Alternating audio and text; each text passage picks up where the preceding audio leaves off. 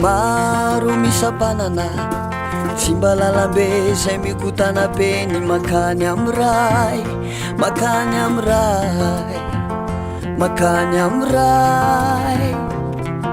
Fa lalana ety zorany mpandresy ny makany am'ray, makany am'ray, makany am'ray.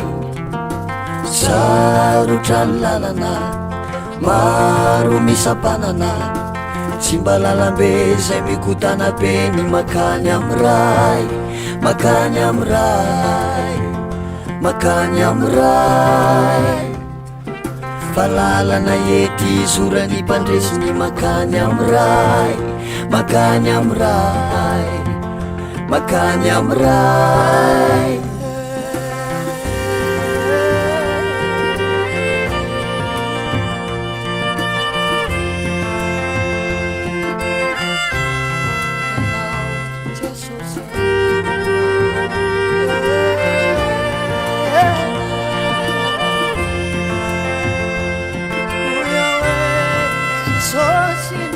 Jesosy no lalana mitondra fiadanana, mety zao namako ray sontanako hoany am'ray, mba hoany am'ray, mba hoany am'ray.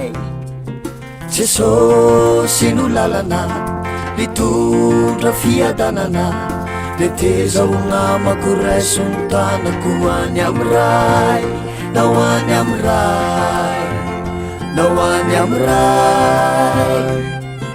Gerezonty azavariny ety na hoany am'ray, na hoany am'ray, na hoany am'ray. Jesosy anao no lalana famarinana ary fiainande.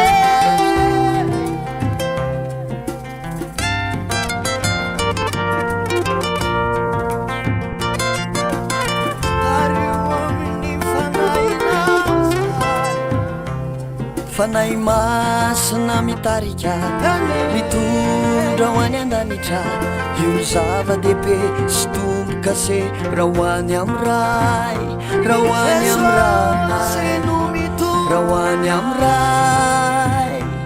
Fanahy masina mitarika mitondra ho any an-danitra, io zava-dehibe sy tomboka se raha hoany am'ray, raha hoany am'ray, raha hoany am'ray.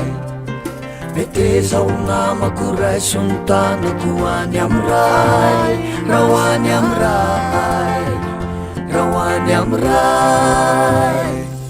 Fa tsy maintsy tafita, tsy maintsy tafita ny diatsika, raha hoany am'ray, raha hoany am'ray. Erezonty azavariny ety na hoany am'ray, raha hoany am'ray, raha hoany am'ray.